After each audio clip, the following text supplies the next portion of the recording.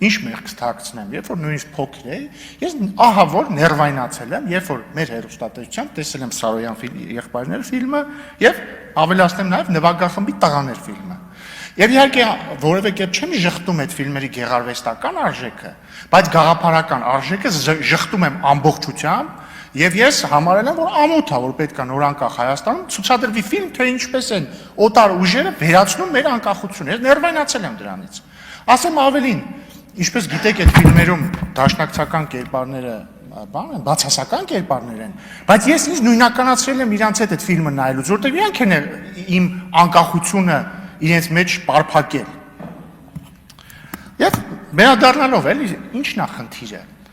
Հիշեցնեք, Սարոյան եղբայրներ ֆիլմում երկու եղբայր են, Գևորգը ու Հայկը։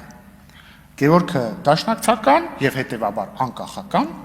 եւ Հայկը բոլշևիկ եւ հեղափոխական։ Խնդիրն այն է, սիրելիներս, որ դուք Գևորգից վերածվել եք Հայկի։ Խնդիրը այդ է։ Խնդիրն այն է, որ դուք սկսել եք մահկամ ազատությունից, ավարտել եք 004 շրջաբերականով։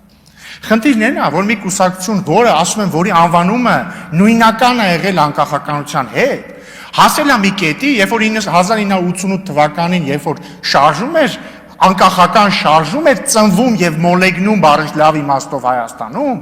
ձեր կուսակցությունը դեմ է արտահայտվել անկախությանը, հասկանում եք, մահկամ ազատություն գոռացող կուսակցությունը, որպես պաշտոնական իր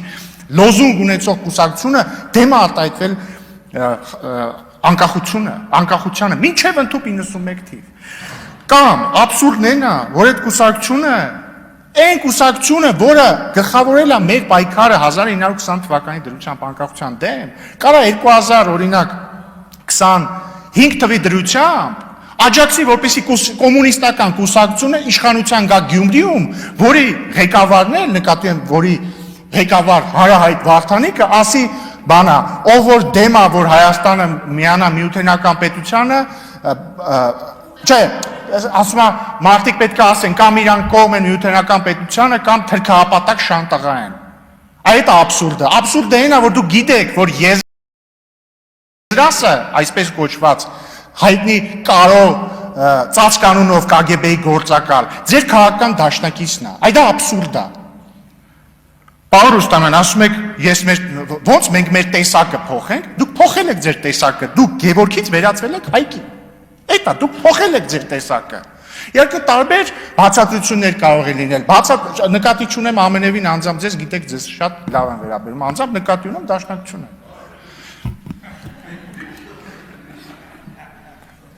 Տարբեր բացատրություններ կարող են լինել, ինչու եք դուք փոխել ձեր տեսակը, ինչի եք դուք մահկամ ազատությունից հասել 004 շրջաբերականի, որում ասվում էր, որ բանը, մեկ-մեկ դե պետք է էլի բան անել։ Հիշեցնեմ, ինչ է գրած 004 շրջաբերական, ասում է, ժամանակներ են լինում, երբ որ ինքնիշխանությունը պետք է որոշակիորեն սահմանափակել հանուն, ինչ որ չգիտեմ, ազգային նպատակների։ Էլ չեմ ասում, որ այնտեղ գրած է, որ հավանական այն սցենարում, երբ որ Ռուսաստանը Ղարաբաղը կորոշի ուղիղ ենթակայության տակ դնել կամ ինչ որ միութենական սցենարով, պետք է ամեն ինչ անել, որպեսզի Հայաստանն էլ այդ սցենարի մեջ լինի։ Հա, բայց ինչ բացատրություններ կարող են լինել։ Մեկը, ասում եմ, մի անգամ եմ ասել, պատմական Ստոկհոլմյան սինդրոմն է։ Քանի որ 1920 թվականին դաշնակցության իշխանության օրոք Հայաստանը կորցրել է իր անկախությունը, քանի որ բոլշևիկի կողմից հայ-թուրքական պատերազմներ մոլեգնում, մյուս կողմից բոլշևիկները մտան Հայաստան եւ վերացրեցին Հայաստանի անկախությունը, կարող է դուք այնքան մեղք եք զգում դրա համար, որ մտածում եք, լավ, ուրեմն պետք է սուսուփուս մնալ, չփորձել պաշտպանել անկախությունը, բալքին մի բան ստացվի։ Ես հուսով եմ այդ բացատրությունն է, որտեղ դա գոնե ինչ ասեմ։ Դա գոնե բացատրությունն է, որը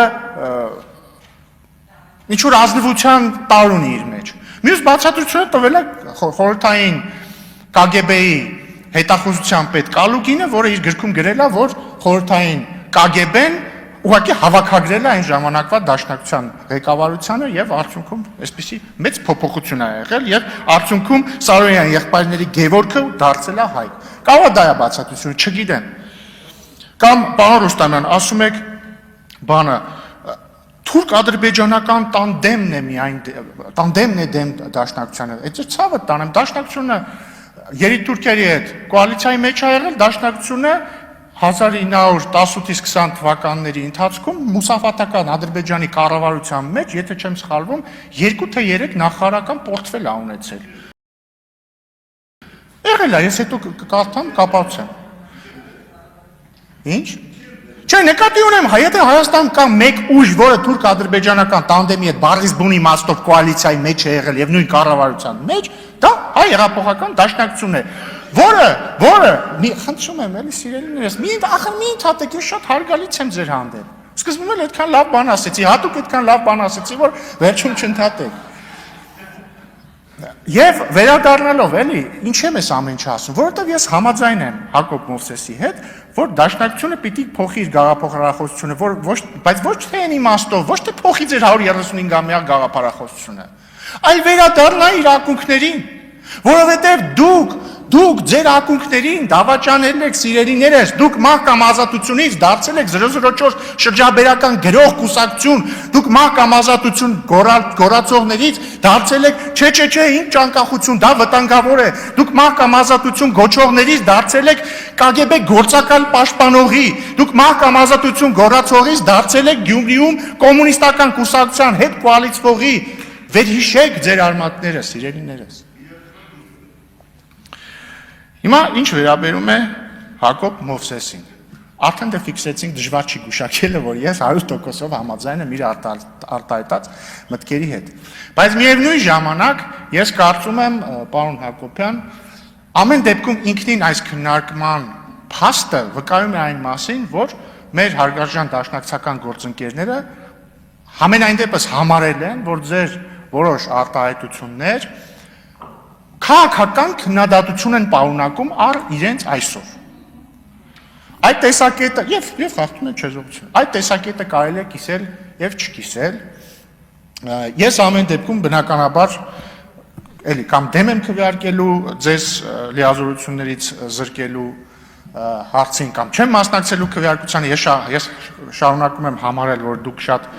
մեծ ավանդ ունեք հեռուստատեսության եւ ռադիոյի հանձնաժողովի աշխատանքներում եւ ես շատ ուրախ եմ, որ դուք պիտի շարունակեք այդտեղ